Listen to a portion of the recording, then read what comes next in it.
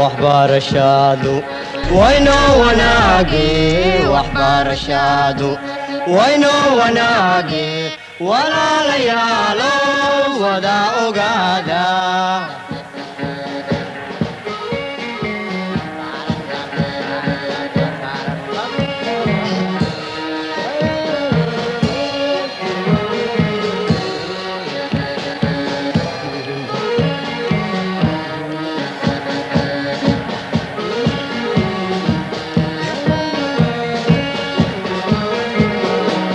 وهي تعلينتا ودادا توسن وهي تعلينتا ودادا توسن داد يوعظا وذا أقادا.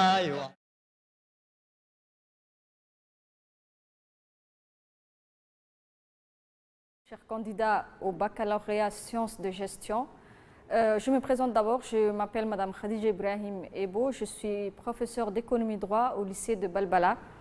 Je vais vous présenter aujourd'hui une des notions de la matière économie-droit. Cette notion s'intitule la création monétaire, une notion que vous avez découverte au début de l'année dans le deuxième chapitre du programme d'économie.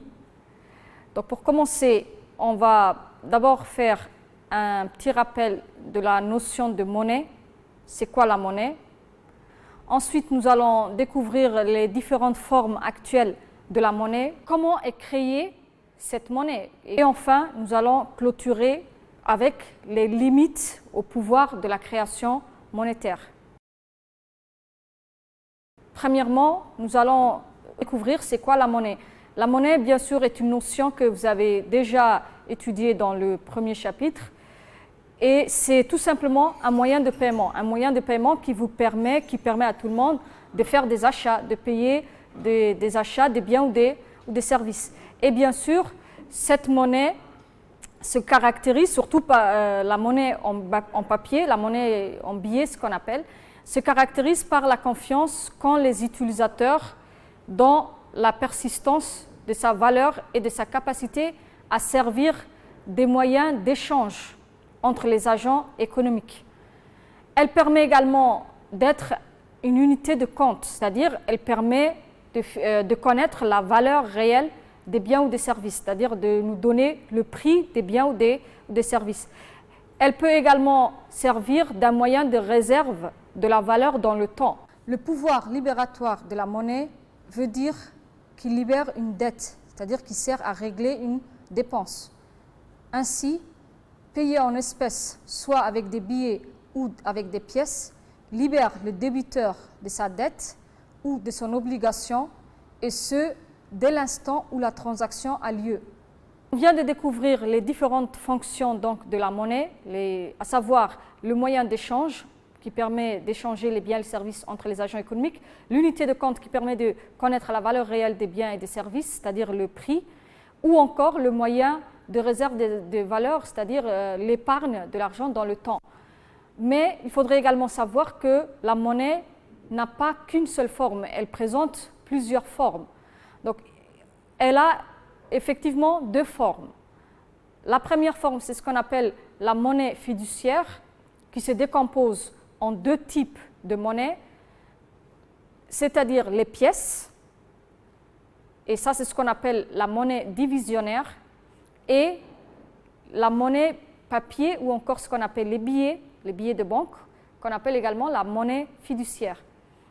Il y a également, à côté de cette forme de monnaie, ce qu'on appelle la monnaie scripturale, c'est-à-dire script qui vient du mot écriture, qui veut dire une monnaie qui est faite par un simple jeu d'écriture. Cette monnaie, on va s'attarder un peu sur cette monnaie scripturale puisque la création monétaire se base surtout sur la monnaie scripturale. Parce que cette forme de monnaie sera notre base même pour expliquer et développer la création monétaire. D'abord, on définit c'est quoi la monnaie scripturale. La monnaie scripturale donc, est l'ensemble des dépôts des agents économiques auprès des banques commerciales. Elle représente plus de 80% de la monnaie en circulation dans l'économie, bien sûr, et on parle souvent de dématérialisation de la monnaie. C'est quoi la dématérialisation de la monnaie? C'est surtout le fait qu'on utilise des moyens de paiement, puisque cette monnaie scripturale, on avait dit, c'est juste un simple jeu d'écriture. Donc, pour pouvoir utiliser cette monnaie scripturale, il s'agira surtout de matérialiser cette monnaie. Donc, c'est lorsqu'on va utiliser effectivement les instruments de circulation de la monnaie scripturale. Donc, cette monnaie scripturale est utilisée dans la vie courante, bien sûr, grâce à des moyens de paiement, comme par exemple le chèque, la carte bancaire, les titres interbancaires de paiement, etc., etc. Donc, tous ces moyens permettent, bien sûr, de faire circuler la monnaie scripturale.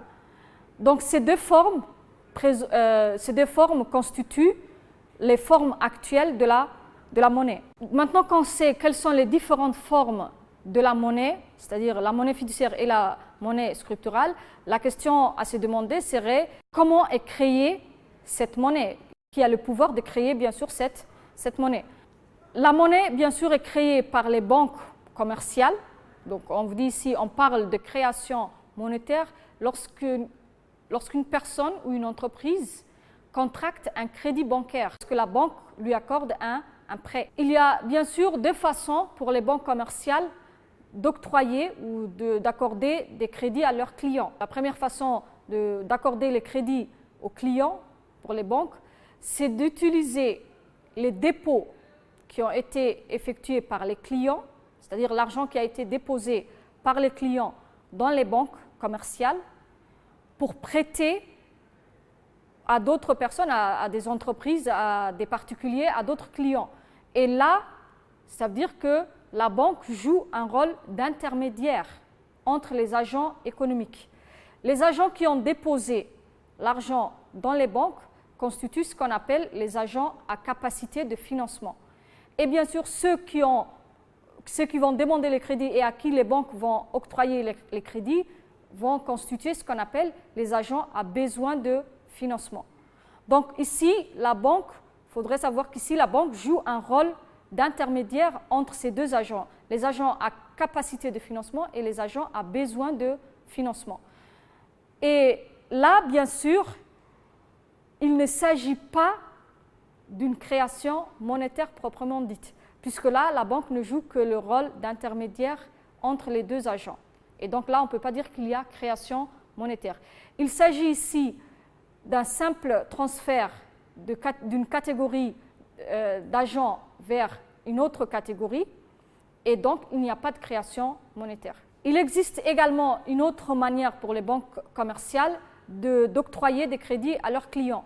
Et bien sûr, on verra que cette autre manière de donner du crédit, d'accorder des crédits à leurs clients, constituera également la création monétaire.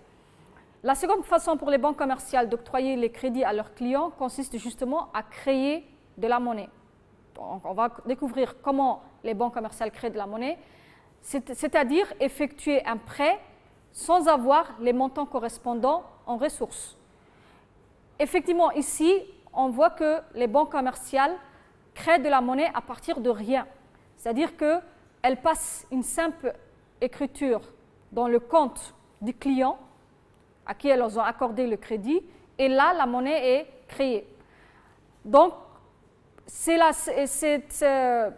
création monétaire est souvent traduite par la célèbre formule qu'on dit « les crédits font les dépôts ». Donc, lorsque la banque passe une écriture dans le compte du client, ça veut dire qu'elle a créé de la monnaie et elle a accordé en même temps le crédit au client. Et c'est là que la banque commerciale a créé la monnaie.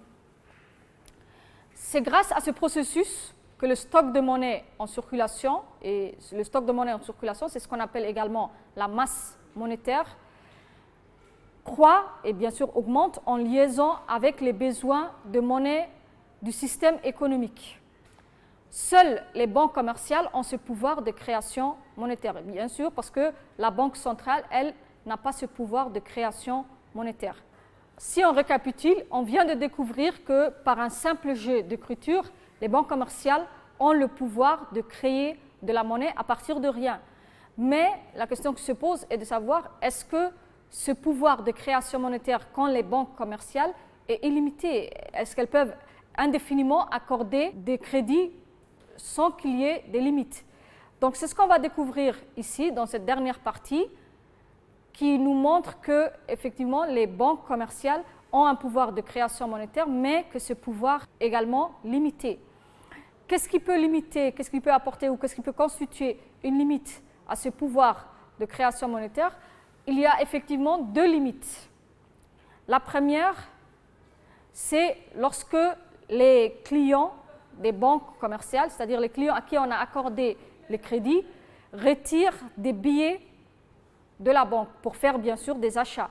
Et donc là, ça veut dire que la banque aura un déficit de billets de banque.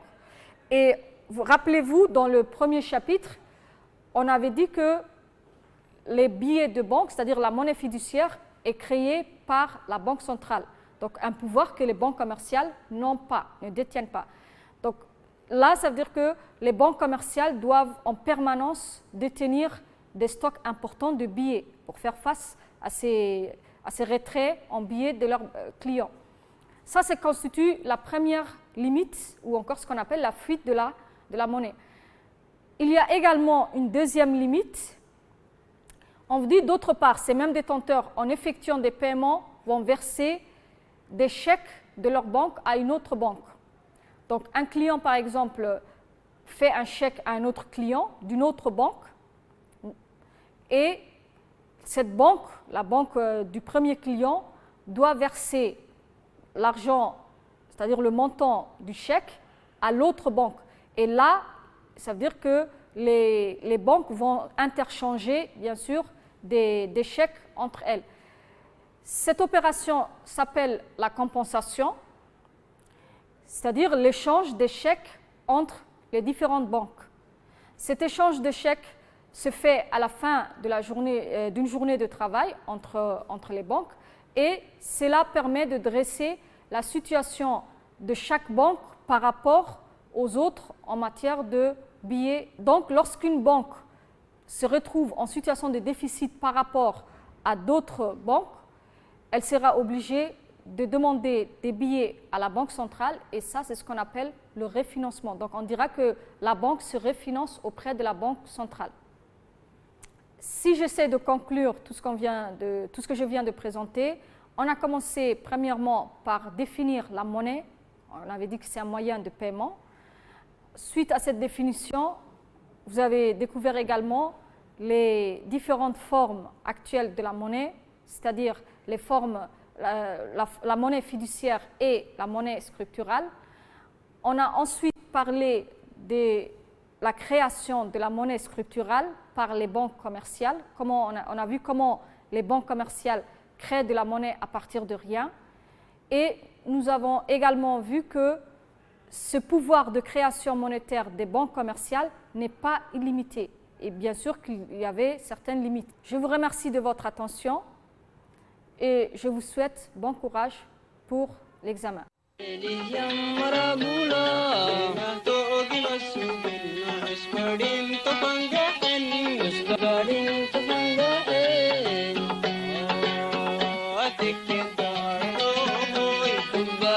Banga